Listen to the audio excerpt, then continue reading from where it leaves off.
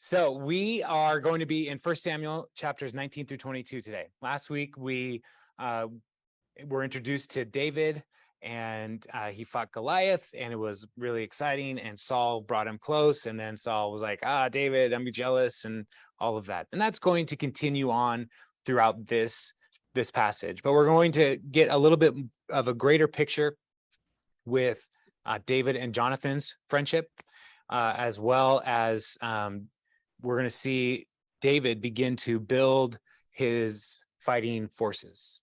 And so if you are in the room and you can hear the music, that's our youth ministry above.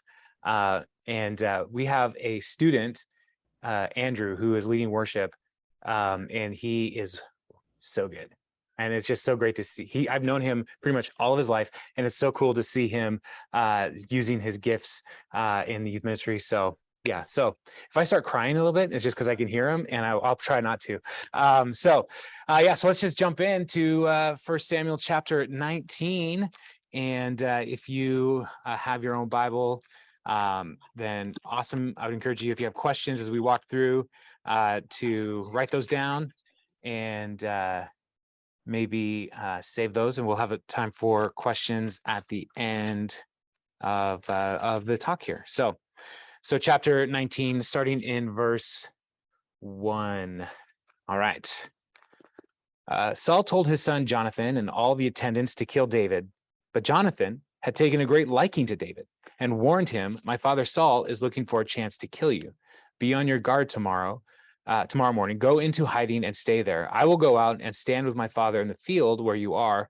I'll speak to him about you and tell you what I find out." Jonathan spoke well of David to Saul, his father, and said to him, "Let not the king do wrong to his servant David. He has not wronged you, and what he has done has benefited you greatly. He took his life in his hands when he killed the Philistine. The Lord won a great victory for all Israel, and you saw it and were glad. Why then would you do wrong to an innocent man like David by killing him for no reason?" As surely as Saul listened to Jonathan and took this oath, "As surely as the Lord lives, David will not be put to death." So Jonathan called David and told him the whole conversation. He brought him to Saul, and David was with Saul as before.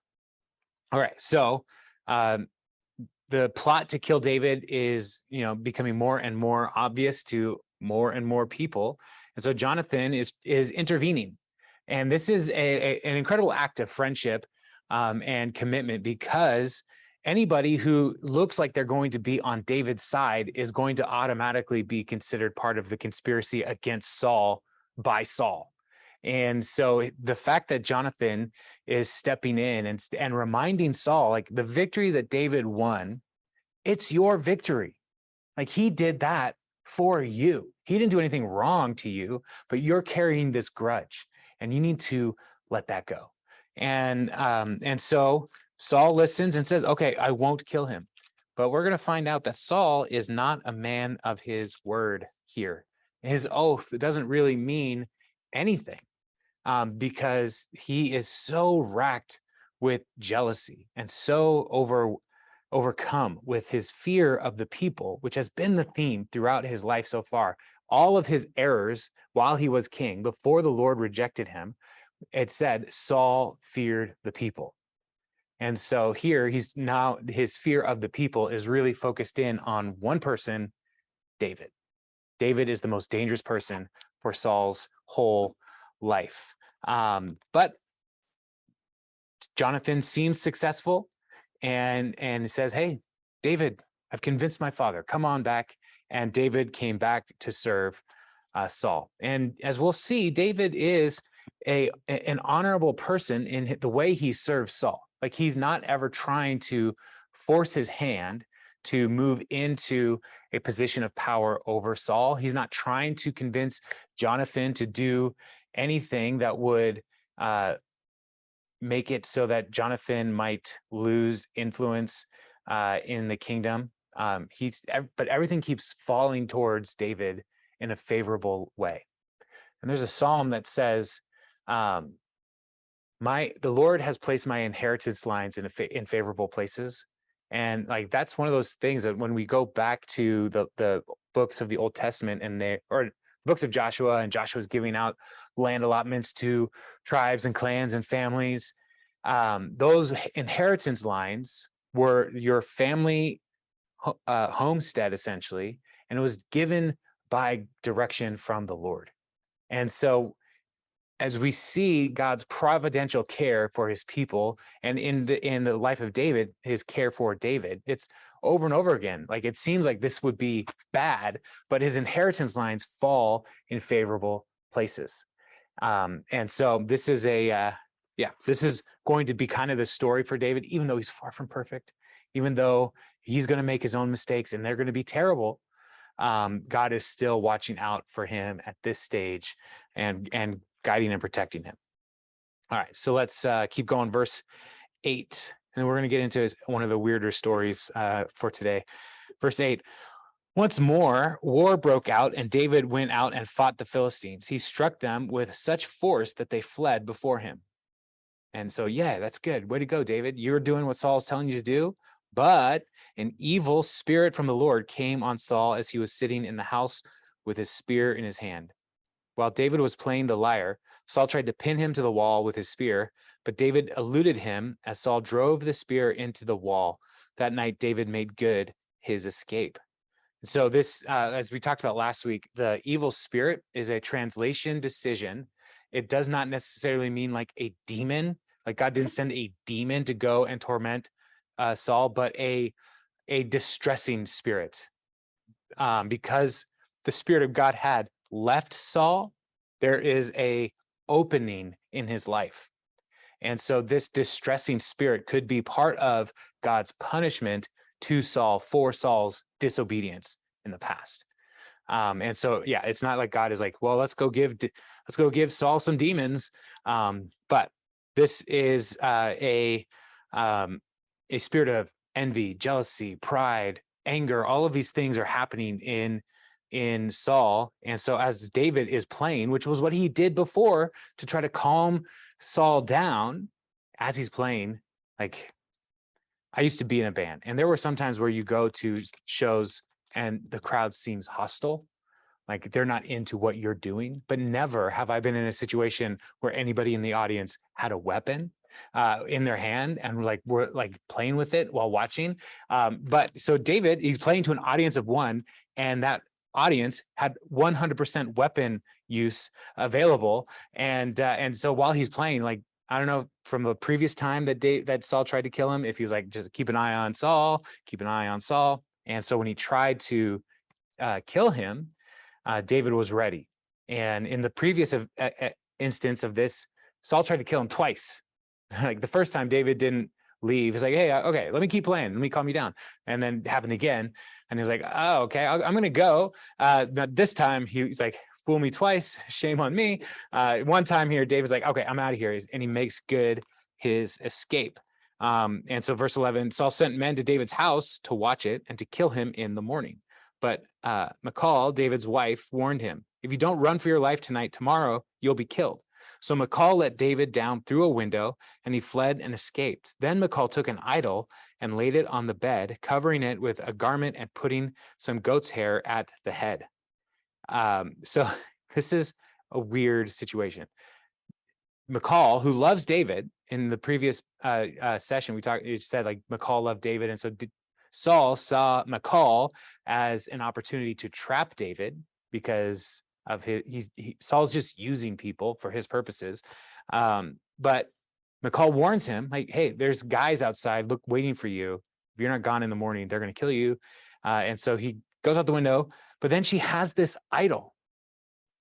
And if we remember in the Old Testament, they're not supposed to have idols in the 10 Commandments. They're not supposed to have these things. And so what is going on here is an interesting note, and we don't get a lot of explanation about this idol, but we see in the life of Jacob when he's coming back from his father-in-law's place. His name's Laban. When he's escaping Laban, Rachel stole household idols as well. And so here, this is probably some kind of household idol, household good luck charm, something that is big enough to look like a person. And so Michal puts it in the bed, and we're not told like she's worshiping it, but like an idol's an idol. Like this is not a good thing that's happening in Saul's household. Like there's idolatry in his family.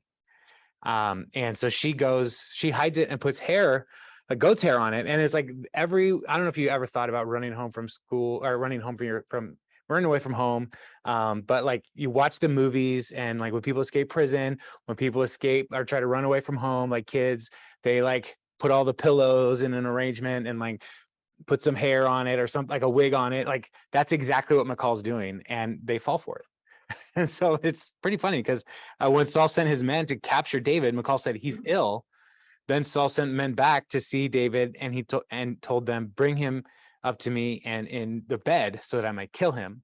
And so they're willing to like, well, we can't wake up David. He's clearly asleep. It's like, no, that's a statue, dummies. But when the men entered, there was an idol in the bed at the head and some goat's hair. So Saul said to Michal, "Why did you deceive me like this and send my enemy away so that he escaped?" Michal told them, "He said to me, 'Let me get away. Why should I kill you?'" And so now here we have Michal lying to her father about David's character. And so their relationship is not good, Michal and David. And so she's lying to Saul, to try to protect herself, and she's throwing David under the bus. Later on, Michal will have a similar attitude of throwing under the bus. I don't know how to best express that, when she is ashamed of David when he's bringing the Ark of the Covenant into Jerusalem. And so Michal's kind of a mess in this passage. And so, I mean, if you think about it, her father is trying to kill her husband. So it's not a great scene for anybody right now. And Saul is a dangerous person. And so David escapes. And verse 18, when David had fled and made his escape, he went to Samuel at Ramah and told him all that Saul had done to him. Then he and Samuel went to Naioth and stayed there. And Naioth is like the tents, an encampment, is what that's about. So they're like just outside of Ramah, like an encampment. Word came to Saul, David is in Naioth at Ramah. So he sent men to capture him. But when they saw a group of prophets prophesying with Samuel standing there as their leader, the Spirit of God came on Saul's men, and they also prophesied. Saul was told about it, and he sent more men, and they prophesied too. Saul sent men a third time, and they also prophesied. Finally, he himself left for Ramah and went to the great cistern at Seku, and he asked, "Where are Samuel and David?" "Over in Naioth at Ramah," they said. So Saul went to Naioth at Ramah. But the Spirit of God came even on him, and he walked along prophesying until he came to Naioth. He stripped off the garments, and he too prophesied in Samuel's presence. He lay naked all that day and all that night. This is why people say, is Saul also among the prophets? So David runs to the person who called him out, anointed him to be king, and he told him everything that's going on. Samuel is the spiritual leader in the nation right now. And so this is the best place to go. Like, I'm in this situation, right? What David is thinking is, I'm in this situation because Samuel called me out. So I need help from Samuel. And so he goes, and there's this group of prophets at Naioth. And there's some mystery about what this prophetic group is all about, because we don't have any records of oracles and prophetic messages from the school of the prophets. And so what most people think is it is some kind of ecstatic worship experience. And so there may be people who are like speaking in tongues and those kinds of things happening. And that would be grouped together as some kind of word from the Lord that is empowered by the Spirit of God. And so they were prophets, is basically the word that is used here to explain this. So we don't really know all that's going on. But when Saul sent his men, they are debilitated by the Spirit of God. they're unable to go and capture David because they are having these prophetic experiences, these ecstatic experiences. And so 3 times this happens, and then finally Saul goes. And if we remember back, when Saul first encountered Samuel, he had that same kind of experience where the Spirit of God came on him, and he also prophesied with the school of the prophets. And so this is happening to him again, even though he's not God's chosen king. The Spirit of God falls on him in this moment and debilitates him, and essentially spares David's life, because he's laying on the ground. And whether or not he's completely naked, that's up for debate in this passage. But what is most important is he's taking off the kingly garments. Like, he's disrobed of those things, and he's laying on the floor, probably in like an ephod type clothing, because the people would have been wearing some kind of undergarment. And so he's laying on the ground for a day and a night, no longer looking like a king. And so this is part of the transformation that's happening in the narrative from Saul's kingship to David's kingship. Saul is going to continue to diminish in stature and influence and sanity, even as the Spirit of God continues to move further and further away from him. And so, but when the Spirit comes, he's totally overwhelmed. So this is a kind of a weird little passage with not a ton of explanation in it, but it's like God's doing something here, and he's using this prophetic school to protect David. And so in verse 20, it picks up, then David fled from Naoth at Ramah and went to Jonathan and asked, "What have I done? What is my crime? How have I wronged your father that he is trying to kill me?" "Never," Jonathan replied. "You are not going to die. Look, my father doesn't do anything great or small without letting me know. Why would he hide this from me? It isn't so." But David took an oath and said, "Your father knows very well that I have found favor in your eyes, and that he has said to himself, 'Jonathan must not know this, or he will be grieved.' Yet as surely as the Lord lives and as you live, there is only a step between me and death." Jonathan said to David, "Whatever you want me to do, I'll do for you." So David said, "Look, tomorrow is the new moon feast, and I am supposed to dine with the king. But let me go and hide in the field until the evening of the day after tomorrow. If your father misses me at all, tell him, 'David earnestly asked my permission to hurry to Bethlehem, his hometown, because an annual sacrifice is being made there for his whole clan.' If he says, 'Very well,' then his whole clan, 'Very well,' then your servant is safe. But if he loses his temper, you can be sure that he's determined to harm me. As for you, show kindness to your servant, for you have brought him into a covenant with you before the Lord. If I am guilty, then kill me yourself. Why hand me over to your father?" "Never," Jonathan said. "If I had the least inkling that my father was determined to harm you, wouldn't I tell you?" David asked, "Who will tell me if your father answers harshly?" "Come," said Jonathan, "let's go out into this field." So they went there together. Then Jonathan said to David, "I swear by the Lord, the God of Israel, that I will surely sound out my father by this time, the day after tomorrow. If he is favorably disposed toward you, will I not send you word and let you know? But if my father intends to harm you, may the Lord deal with Jonathan, be it ever so severely, if I do not let you know and send you away in peace. May the Lord be with you as he has been with my father. But show me unfailing kindness like the Lord's kindness as long as I live, so that I may not be killed. And do not ever cut off your kindness from my family, not even when the Lord has cut off every one of David's enemies from the face of the earth." So Jonathan made a covenant with the house of David, saying, "May the Lord call David's enemies to account." And Jonathan had David reaffirm his oath out of love for him, because he loved him as he loved himself. So David comes back to Gilead, which is probably where Saul had set up his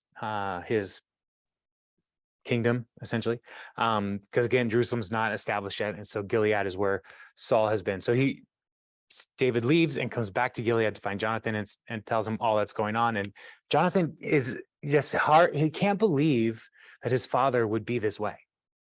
And I mean, we've probably all had people in our lives that have gone off the deep end at one point or another, and people who are close to us. And it's like, how did that happen?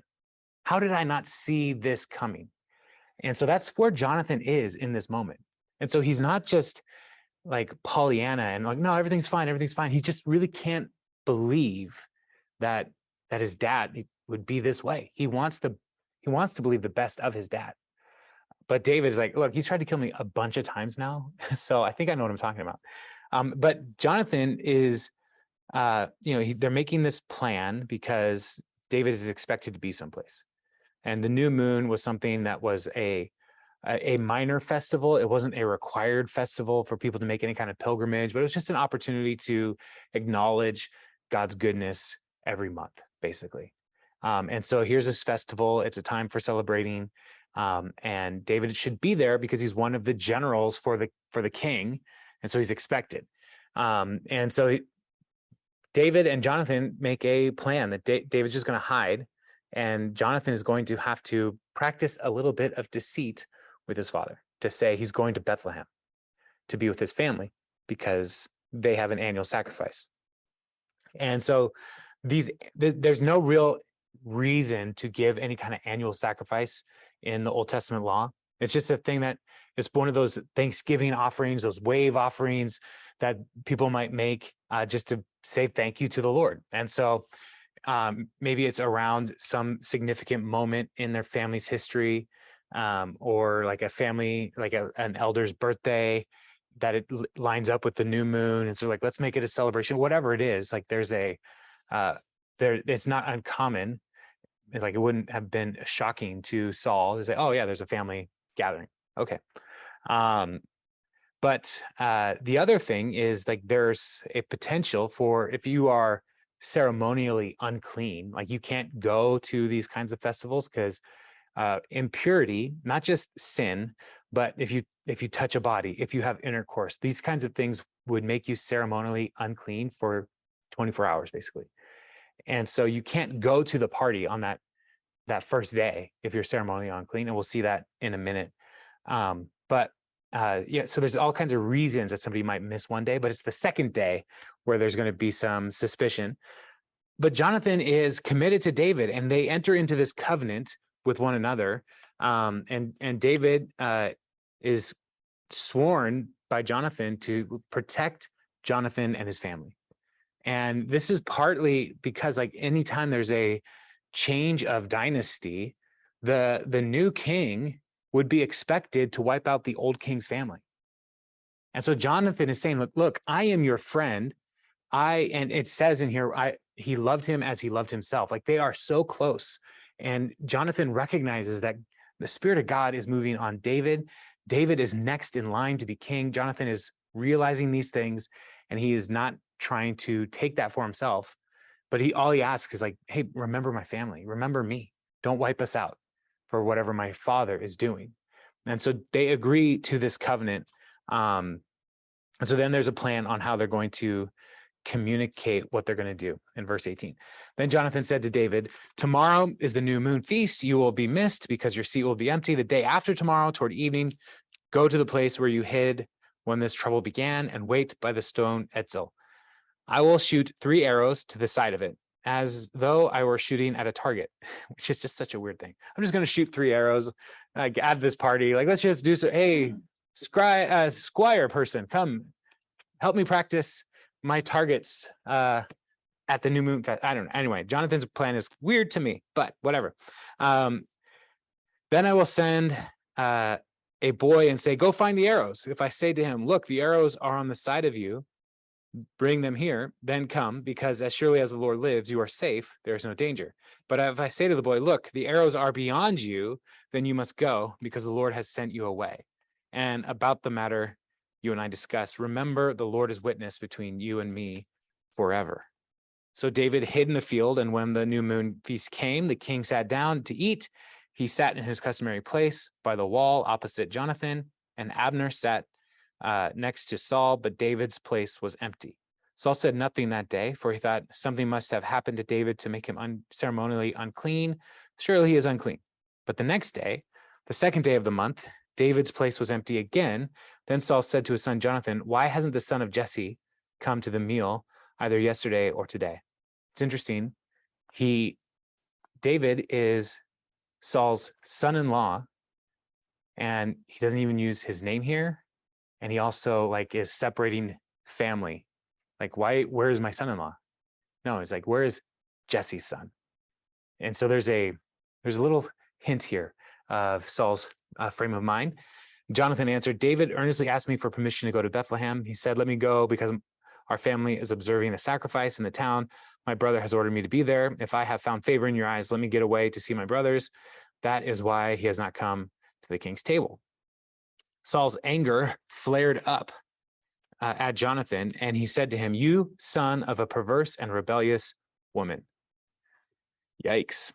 There's an expression that we have for that today that it might be differently translated. Don't I know that you have sided with the son of Jesse to your own shame and to the shame of the mother who bore you? As long as the son of Jesse lives on this earth, neither you nor your kingdom will be established. Now send someone to bring him to me, for he must die. Why should he be put to death? What has he done? Jonathan asked his father. But Saul hurled his spear at him to kill him. Then Jonathan knew that his father intended to kill David. So Jonathan's not that quick. He's a little slow. It's like, I want to kill him. Why? And then he tried to kill Jonathan. He's like, oh, he means to kill him. So Jonathan got up from the table in fierce anger on that second day and of the feast. He did not eat because he was grieved at his father's shameful treatment of David. In the morning, Jonathan went out to the field for the meeting with David. He had a small boy with him, and he said to the boy, run and find the arrows I shoot. As the boy ran, he shot an arrow beyond him. When the boy came to the place where Jonathan's arrow had fallen, Jonathan called out after him, isn't the arrow beyond you? Then he shouted, hurry, go quickly, don't stop. The boy picked up the arrow and returned to his master. The boy knew nothing about all this, only Jonathan and David knew. Then Jonathan gave his weapons to the boy and said, go carry them back to town. After the boy had gone, David got up from the south side of the stone and bowed down before Jonathan 3 times with his face to the ground. Then they kissed each other and wept together, but David wept the most. Jonathan said to David, go in peace, for we have sworn friendship with each other in the name of the Lord, saying, the Lord is witness between you and me, and between your descendants and my descendants forever. Then David left, and Jonathan went back to the town. So they carry out the plan exactly as they expressed, like shooting the arrows and the boy going and get it. That's beyond you, which is the sign for David that Saul really does want to kill David. And then Jonathan dismisses the boy back to town, and we see in this passage some important details. First, David bows to Jonathan 3 times. Bowing is a sign of reverence. And we don't really ever see anywhere in the Bible anybody bowing more than once to another person. And so he's bowing 3 times to Jonathan, recognizing like Jonathan's like importance, and not just importance to David, but importance to the kingdom. Like he's saving the future king's life right now. And so there's an intense and just a massive debt that David owes to Jonathan, but also they are such good friends. And there are people who will read this and they will say, are Jonathan and David gay? No, that is not what this is talking about.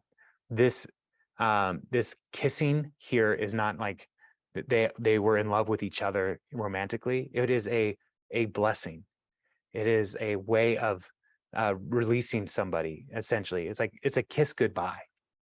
And so it is not trying to have any kind of homosexual message here.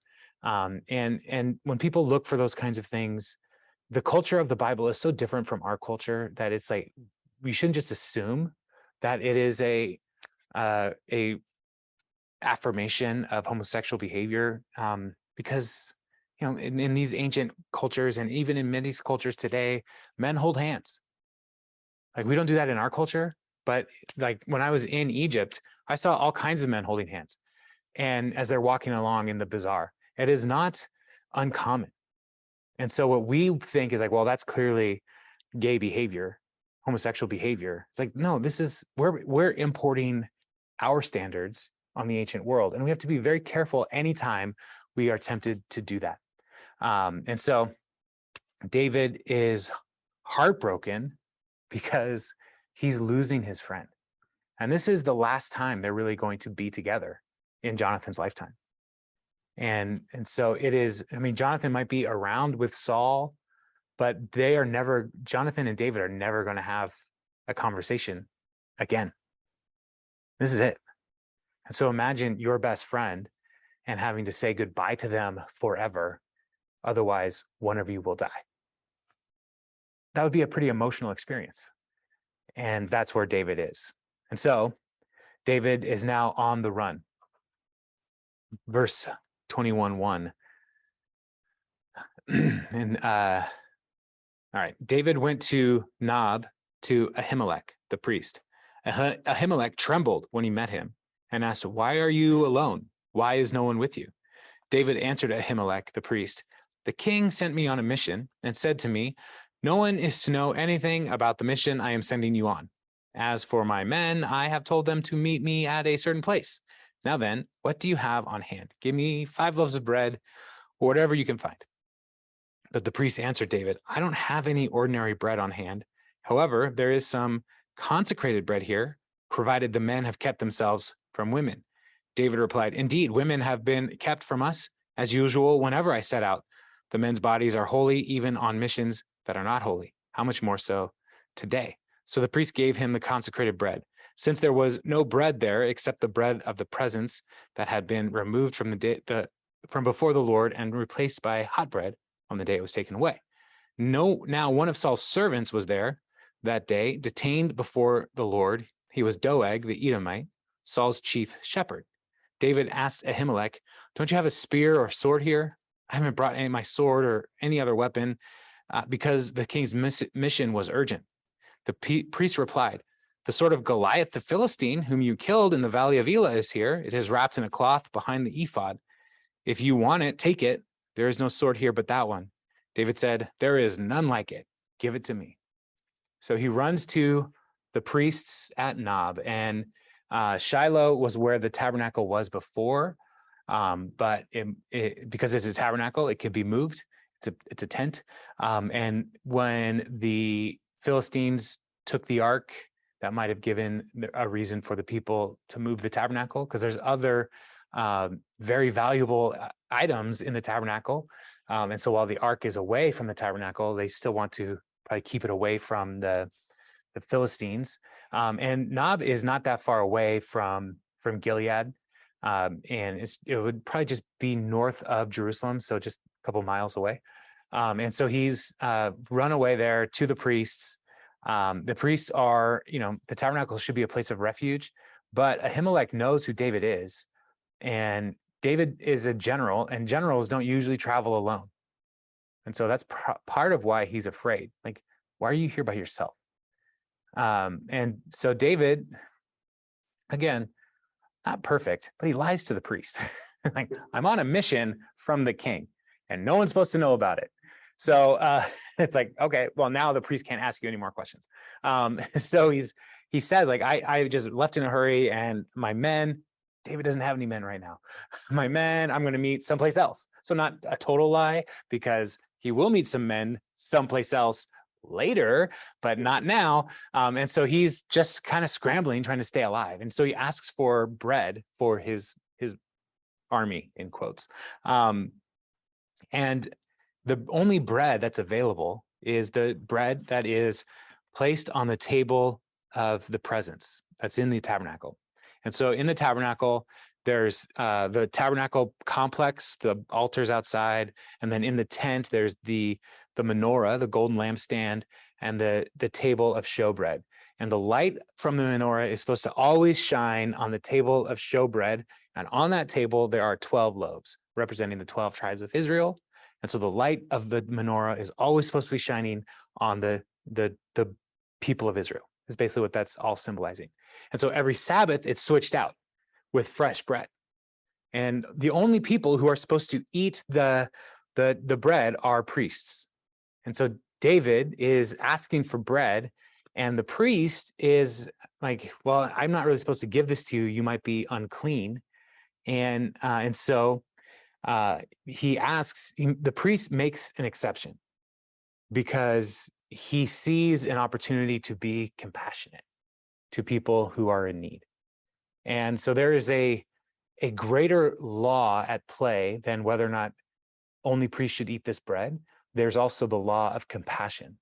And so the priest is saying, like, well, if you are not ceremonially unclean, you can have this bread. And so he asks specifically, like, have your men remained pure? Have they not had sex with any women before going into battle? And because intercourse would make one ceremonially unclean for that 24 hours. And David's like, well, yeah, of course, because my army never, again, David doesn't have an army right now. He's like, every time my army goes out, I always make sure that they are going out in purity, because David sees his role as a general for the people of Israel as a spiritual role. And so he wants to make sure that his people, like God, any instructions that he has to fight against God's enemies, those are God's enemies. I want to fight in a way that honors God. And so he has this practice for his army, his units that he leads, to make sure that they are ceremonially clean before going into battle. Does that make sense? It's kind of weird. I mean, Michal lies about the idol in the house. David lies to a priest. There's all kinds of deceptions happening here, but it's all like as a way to say, like, I got to stay alive. And so David is given the bread, and we get this little detail about Doeg the Edomite. Now, the Edomites are descendants of Esau, who are cousins, essentially distant cousins of the people of Israel. And Saul went to war against the Edomites, and he probably captured Doeg and put him into some kind of servitude as a captured person. And so it says here that he is the chief shepherd of Saul.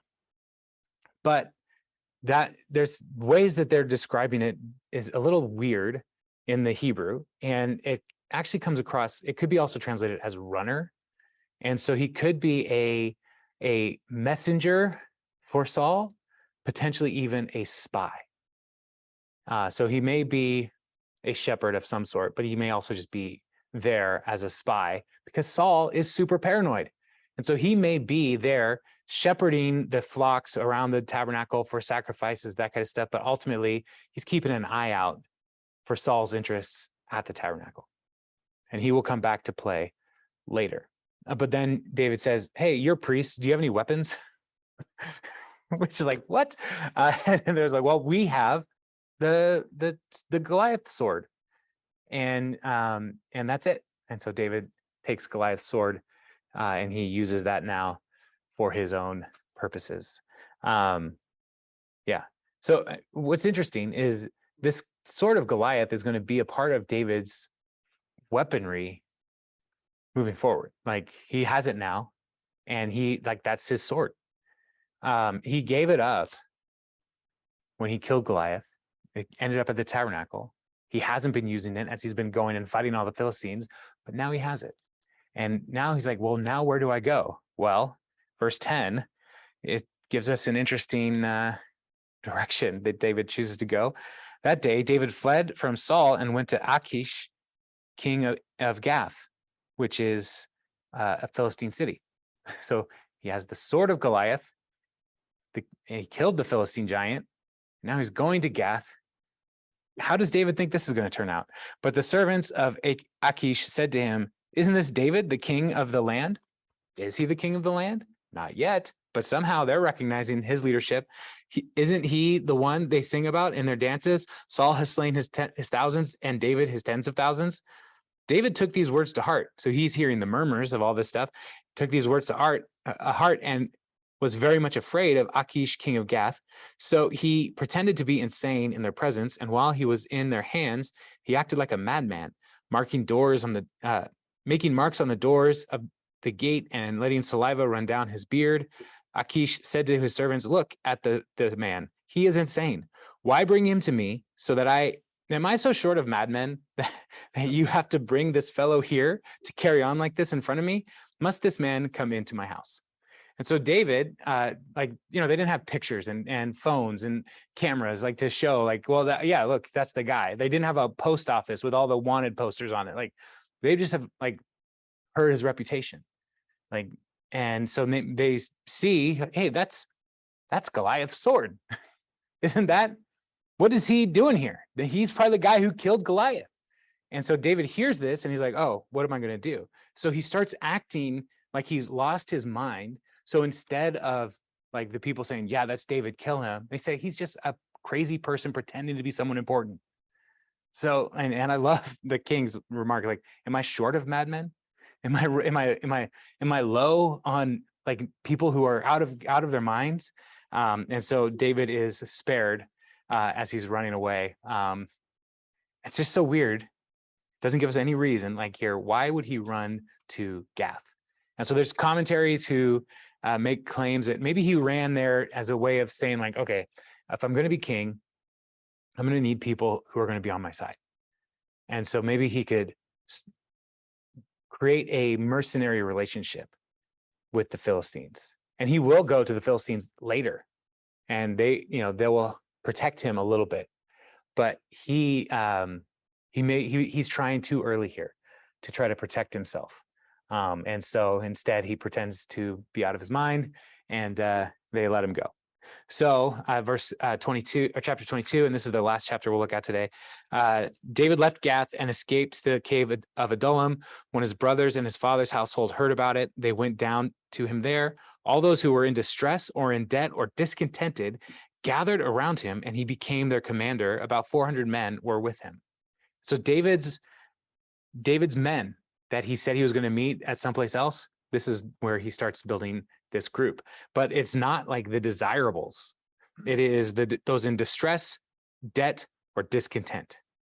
The people who maybe life under Saul has been too hard.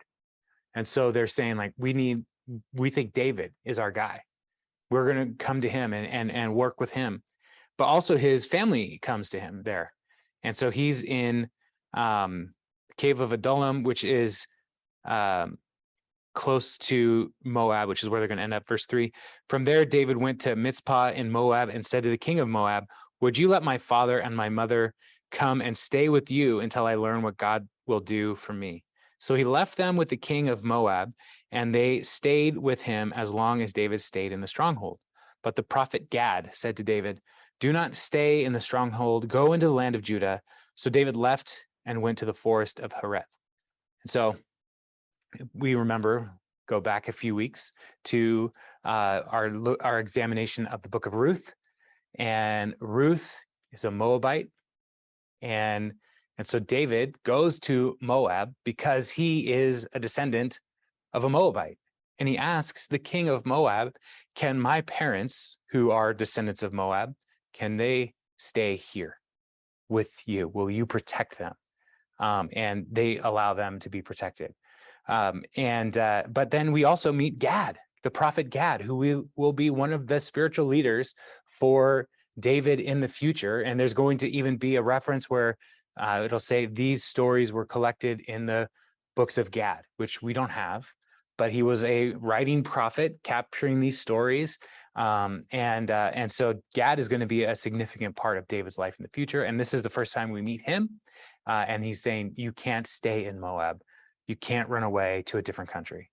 You've got to go back to your hometown, your home region, the land of Judah. And so he does. But we are going to transition now away from David to Saul in verse 6. And all right. I'm going to just read this whole section because it is intense. Now Saul heard that David and his men had been discovered, and Saul was seated, spear in hand, under the tamarisk tree on the hill of Gibeah, with all his officials standing at his side. He said to them, listen, men of Judah, will the son of Jesse give all of you fields and vineyards? Will he make all of you commanders of thousands and commanders of hundreds? Is that why you have all conspired against me? No one tells me when my son makes a covenant with the son of Jesse. None of you is concerned with me or tells me that my son has incited my servant to lie and wait for me as he does today. I'm going to pause here. I said I was going to read the whole thing, but I'm not. So he is going to his own tribe, the men of Benjamin, and saying, like, look, I gave you land. I did all these things for you. I elevated you. Is David making those promises for you? No. So why aren't you telling me what David's up to? So now he's turning against his own tribe and treating them with contempt, because David is David is a threat to Saul, and he's treating his people with contempt. But Doeg the Edomite, who was standing with Saul's officials, said, I saw the son of Jesse come to Ahimelech, son of Ahitub, at Nob. Ahimelech inquired of the Lord for him. He also gave him provisions and the sword of Goliath the Philistine. Then the king sent for the priest Ahimelech, son of Ahitub, and all the men of his family who were the priests at Nob, and they all came to the king. Saul said, listen now, son of Ahitub. Yes, my lord, he answered. Saul said to him, why have you conspired against me, you and the son of Jesse, giving him bread and a sword and inquiring of God for him, so that he has rebelled against me and lies in wait for me as he does today?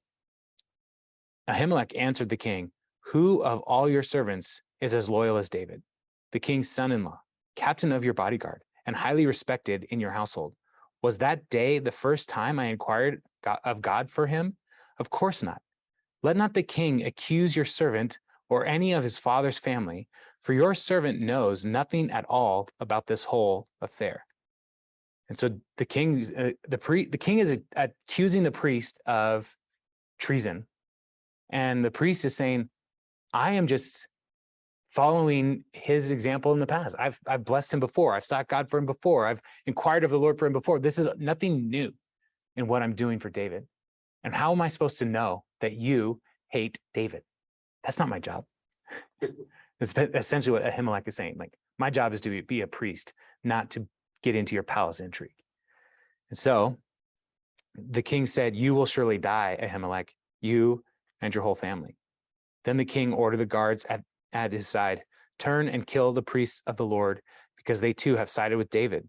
They knew he was fleeing, yet they did not tell me. But the king's officials were unwilling to raise a hand to strike the priests of the Lord. So here we have the leadership around Saul recognizing he's unhinged. He's a problem. This is not a good order. We should not kill the priests. That would be very, very wrong for the people of Israel to kill the priests, the Levites, the ones who offer the sacrifices. And fortunately for Saul, there was a non-Israelite there, because the king then ordered Doeg the Edomite, you turn and strike down the priests. So Doeg the Edomite turned and struck them down. That day he killed 85 men who wore the linen ephod. He also put to the sword Nob, the town of the priests, with its men and women, its children and infants, and its cattle, donkeys, and sheep. So Doeg is willing to do what none of the Israelite soldiers would do, because he doesn't care. He's an Edomite. But it goes beyond just Ahimelech and the priests, and they go to the Levite city of Nob, and Doeg executes everybody.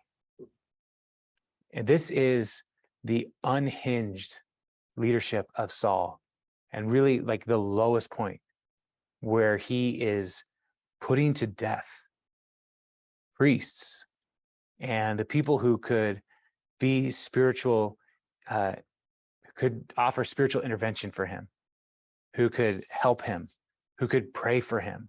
He's killing them all.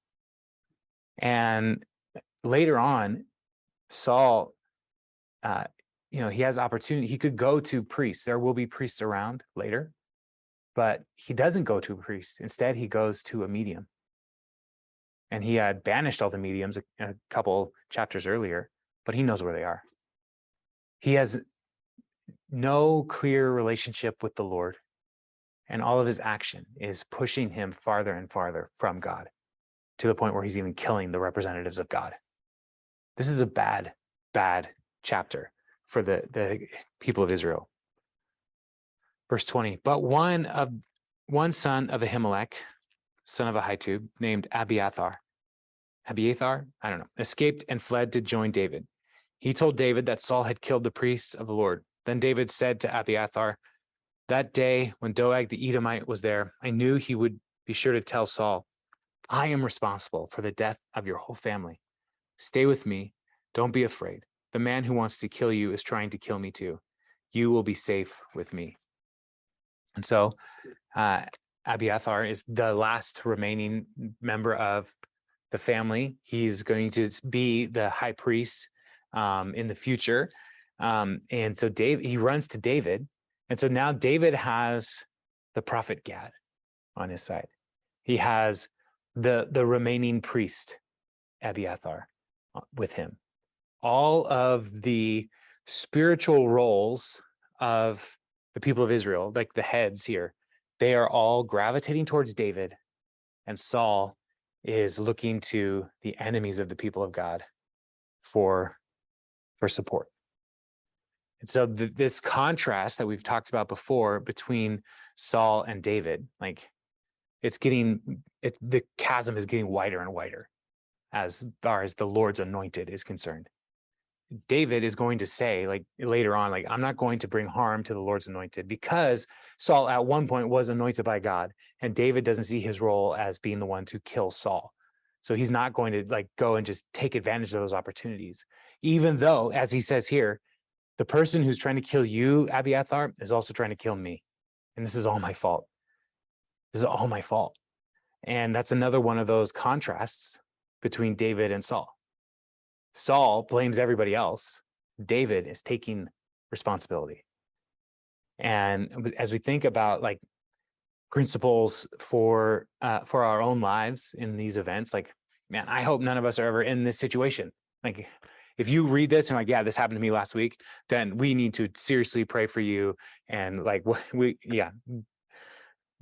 me help you be safe. But here, like, the big contrast here is like, when we mess up, when we fail, do we blame everybody else, or do we take ownership? Are we afraid of all the people, or do we rightly fear the Lord? Because that's going to be the big difference between Saul and David. David fears the Lord. And so one of the characteristics of a man after my own heart, as David is called, as the Lord calls David, is recognizing who God is and how God calls and directs our lives, and recognizing that, you know, we own our mistakes, but God is gracious to lead us through those mistakes as well. And so, yeah, so that's where we'll stop. I do think it's funny that the guy who's trying to kill you, he's trying to kill me too. You'll be safe with me. Like, now there's two highly wanted men. No, we're good. So yeah. All right, so let's any questions on Zoom or in the room for these 4 chapters? We went over a lot of content, but yeah, any questions?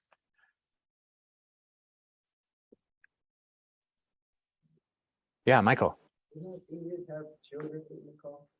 David did not have children with Michal, and that we'll see that when David brings the ark into the city, they'll actually make that note that David and Michal, like their relationship at that point, David never divorced Michal, but he never like slept with her again, never had children with her. She died basically like a widow, but cared for, but separate from her husband. So yeah. Any other? That's a good question though. Yeah, those family dynamics, they're messed up. But in David's family, yikes. So any other questions? I had a quick question. Yes. In the New Testament, don't they isn't there a mention of David and his army eating the bread of the presence? Yeah. Even though it was just David there? Like, yeah. are they? Yeah. So that reference is a good question. It is Jesus going through the grain fields, and him and his disciples are making grain snacks, which is basically taking off the heads of grain and rubbing them together and eating them and basically making a quick little bread. And the Pharisees are following Jesus for no other reason than to try to trap him. And so they say, your disciples are working on the Sabbath. And so part of the question is that actually considered work? There was debate in the ancient world about whether or not that is actually even work. And Jesus's response is to say, the Sabbath was made for man, not man for the Sabbath. And so the principle that Jesus is making is like the Sabbath is a time for rest and rejuvenation, is a gift from God to you. It is not a day to be worshiped or to be afraid of God, but to enjoy God and to find ways to rest. And so the greater principle here is rest and enjoy the Sabbath. So Jesus says to the Pharisees then, have you not read when David went to the tabernacle and took the bread? And I think Jesus says David and got bread for his men, essentially. And he could have taken this bread to these men eventually. I don't know. But the argument that Jesus is making is not like to get into the minutia of all the details of who's with David. It's to get to the point that there is a greater principle than who can eat this bread. The greater principle is that the priest should be compassionate. The religious leaders should be compassionate. And so if somebody is dying of hunger and you say, sorry, this is holy bread, you can't eat it, that's not the heart of God. The heart of God would be to say, like, this is holy bread and you're dying. Let me tell you about the love of God, because this is a gift for you, is essentially what the argument Jesus is making. So Christy, that's a really good question. And I meant to mention that in my notes, and I even have things that I wrote down about that. But I just kind of start talking and things happen. So yeah. Go ahead. I don't know if this is relevant or not, but just out of curiosity, like everything that we just read, how long did that take place after David had killed Goliath? How long did all of these events take place after David had killed Goliath? I'm not entirely sure. No, it doesn't say days or months or weeks or anything. So I would gather like maybe a couple of years of David's service with Saul, because there's battles and different things happening. They had a wedding. He had to get 200 foreskins. This kind of stuff takes time. So there, yeah, maybe a couple of years. I can look that up and find out some other time and get back to you on that. I do have a timeline, but in my Bible software, but it takes a long time to find things. So it's not super helpful. But I can find out, but it's not super long. But yeah, I think David is on the run for about 7 years total, I think. So yeah. Any other question? Yeah, Michael. At one point, Saul had the Spirit of God upon him. Mm-hmm. He realized that was supposed to be God showed him mercy and then he lived. Well, did he forget all of that? Yeah. So if you didn't hear on Zoom, Michael was asking about Saul, his encounter with the prophets, and the Spirit of God falls on him and he takes all the kingly robes off and he's laying there naked. And so did he forget that encounter with the Lord? Is that what you're asking? Yeah, it seems like it. But I think it was not I don't think that the way the writer is talking to us about the Spirit of God falling on Saul in that moment, I don't think it is the same way we would talk about the Spirit of God filling disciples today. I think that's a different kind of experience that the writer here is talking about. So like if you are a Christian, the Spirit of God lives in you. Paul tells us that in the New Testament. And it is not like the Spirit of God would then just say like, well, okay, bye, I'm out of here. And then you can wander and drift away the writer of Hebrews tells us, from an awareness of God's presence. But here, I really do think what's going on is that God is using the Spirit of God to overwhelm Saul in a way that will just protect David. So I don't think it is like the Holy Spirit, like act of salvation in somebody's life. But Saul has a tendency to forget important things in throughout his life, because he forgot that he promised Jonathan, I'm not going to try to kill David. Saul's word and experience seem to mean nothing to him based on what is happening to him right in front of him. Like anything in the past, he's like a goldfish. Anything in the past doesn't exist because the threat is right here in front of him all the time. And so, I mean, we probably all could think of times where the moment that we found ourselves in, like, we acted in ways that we did not think we would. Maybe I remember one time I got rear-ended and I was so angry, like shaking angry. And Kathy, my wife, was with me, and she was like, I did not recognize you. And so I think like Saul has those moments where he like encounters a crisis, and like that tormenting spirit like rises up in him, and he doesn't seem like the same person anymore. And I don't know if anybody's ever had that kind of experience where like after you've had a moment of crisis where you look back and like, I don't want to be that person. What happened there, I don't want to be that way. And I like that. I didn't think I was an angry person until I got rear-ended, and like all that anger just came right up. So I think that's more of what's going on with Saul throughout these chapters, is he's having these crisis moments, and they're revealing to him and to us, the reader now, like what's actually in Saul's heart is fear and anger and envy and pettiness. Yeah. So does that answer your question? Kind of went a roundabout kind of way, but no.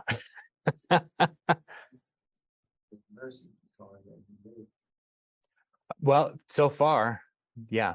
I mean, Saul will die, and he will die a pretty terrible death. And so I don't know. I do think there's some mercy there, that the Lord didn't just strike him dead, and because we know that is a possibility when people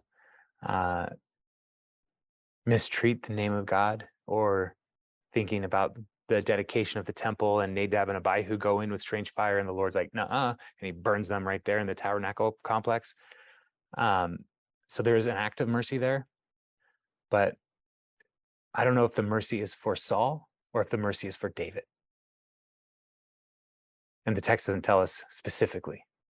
So, but it is, the Lord is protecting David, but I don't know if he's doing, if his giving Saul more life is an act of mercy for Saul. I don't know. So, but that's a good question, because Saul definitely gives us a foil to work against David, to show us a greater and greater contrast between one who would be a better king and one who is like the king like other nations, which is really the purpose of Saul's life in the Old Testament. They asked for a king like other nations, and they got one, because he's corrupt, he's wicked, he's petty, he's selfish. And then we have this other king, David, who's, again, not perfect, but owns his failures. So, yeah. Any other thoughts or questions from 1 Samuel 19 through 22? No? All right. Well, y'all, next week I'm going to be out of town on Wednesday, so we won't have book by book, but we will be back the following week. So that's the 10th. We'll be back on the 10th. Yeah. So yeah, and so we are in person, we are on Zoom. So if you are able to come and be in person, then great. If you're in person sometime, you're like, I want to jump in on Zoom, I'll send out an email every week with the Zoom information. So, and I'll add you to the group. Okay. Yeah. I was off today, but I normally get off work at Redmond 6:30. Would it be okay if I came a few minutes late? Absolutely. Okay. Yeah. I'll just leave this door open. Okay. And so you can just come in whenever you are able to come in. So yeah, awesome. Cool. All right, everybody. We'll have a good week and I'll see y'all Sunday, hopefully. All right. Bye. Okay, safe travels. Bye. Thank you. Bye.